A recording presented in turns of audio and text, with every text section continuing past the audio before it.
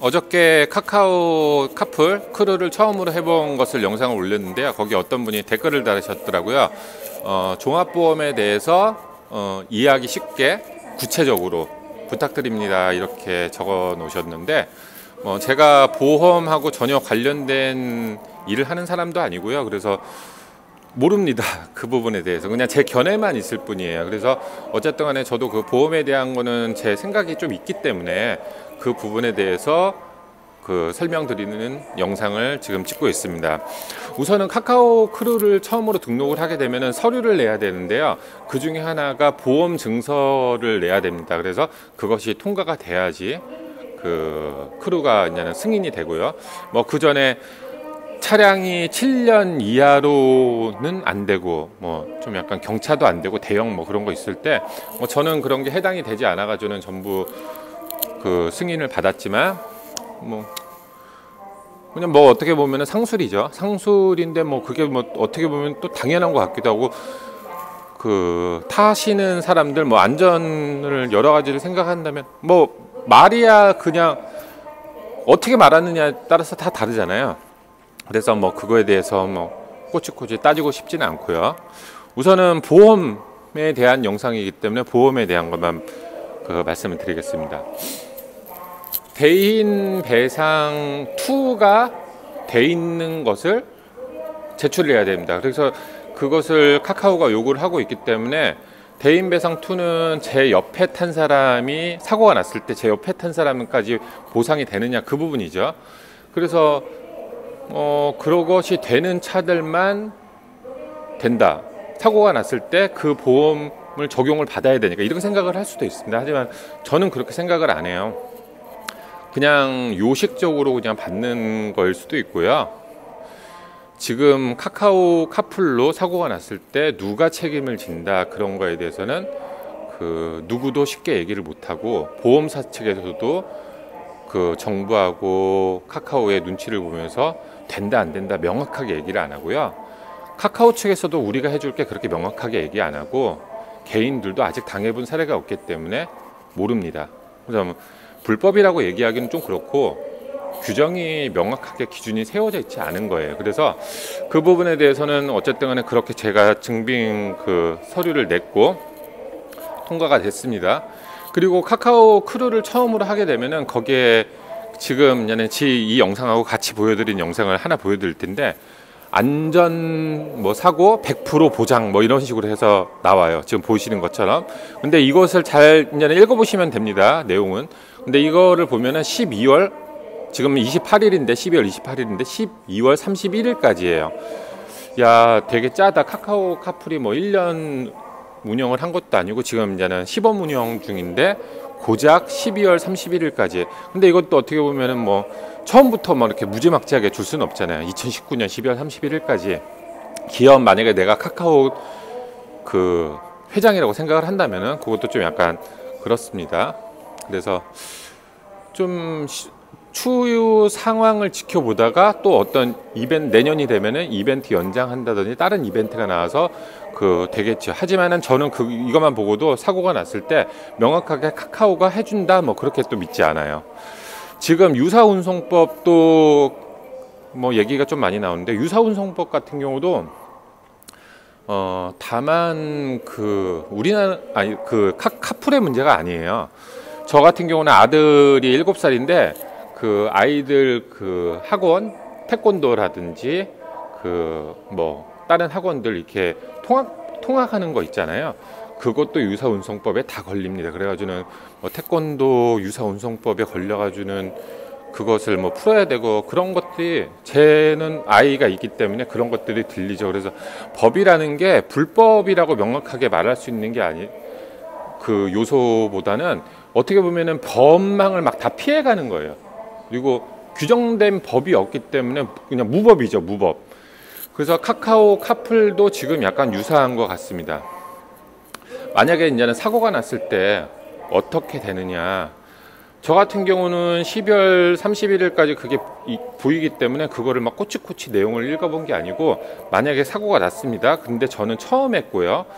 그리고 경미한 사고라면은 그냥 보험사에서도 그냥 해줄 거고, 카카오 측에서도 저희가 처리를 해드릴게요 이렇게 경미한 사고라면 했을 겁니다. 왜? 생색내기 되게 좋잖아요. 근데 만약에 큰 사고라면 얘기가 틀려집니다. 큰 사고, 그냥 보험도 마찬가지예요. 만약에 그 큰 뭐 실비보험이라든지 여러 가지 뭐 암 그런 거 있잖아요. 그 뉴스에서도 많이 보시지만 당연히 보험 처리가 될 것 같은데 그것에 대해서 보험사 측은 안 해주고 당연히 해줘야 될 것도 안 해주고 그거를 막 이렇게 왜 안 해주냐 해가지고는 소송 걸고 했을 때 비로소 해주잖아요. 그냥 그 사람이 무지해가지고는 자기가 받아야 될 것도 제대로 못 챙겨 먹으면은 그냥 나는 그냥 보험사는 그냥 돈 버는 거고 그 개인이 해야 되는 약간 그 그냥 개떡 같은 나라죠. 우리나라 개떡 같은 나라입니다. 그런 부분이 있고 그 카풀도 마찬가지인 그런 부분이 될 것 같아요. 그래서 만약에 카풀을 하다가 제가 만약에 첫 운행을 했는데 사고가 났다면은 나는 처음 운행이다.